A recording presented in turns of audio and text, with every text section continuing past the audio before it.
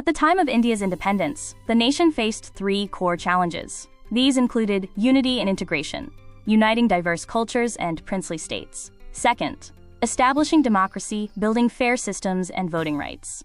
Third, welfare and development, removing poverty and helping poor people. Creation of India and Pakistan, with the border drawn based on religious majorities, causing significant practical problems. The partition resulted in widespread communal violence and a humanitarian crisis, as many minorities found themselves on the wrong of partition led to a humanitarian crisis and immense challenges in displacement and rehabilitation. India faced economic challenges and the development task of implementing social justice policies. Simultaneously, political and social dilemmas included balancing national unity with regional aspirations and managing growth. Of British India resulted in mass migration, widespread communal violence, and immense human cost. The refugee experience was marked by danger, loss of home and property, and severe consequences for women and gender. Administratively, it led to the division of assets, economic disruption, and a heavy burden on receiving regions.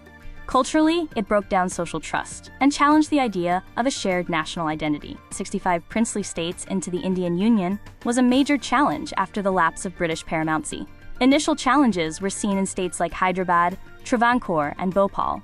The government's approach, led by Patel and Menon, focused on the people's wish, flexible autonomy, and territorial integrity, culminating in the instrumental cases of accession included Junagadh, Hyderabad, and Manipur. In Junagadh, a plebiscite resolved the ruler versus people conflict. Hyderabad, the largest princely state, saw resistance from the Nizam and atrocities by Razakars before the Indian army intervened. Manipur, an early democracy, faced pressure leading to a merger agreement. The linguistic challenge led to the reorganization of states. The post-independence dilemma was whether to redraw boundaries immediately. The Andhra movement and the fast unto death by Patti Sriramulu led to the creation of Andhra State in 1952. The States Reorganization Commission of 1953 recommended restructuring states on a linguistic basis, formalized by the States Reorganization Act of 1956.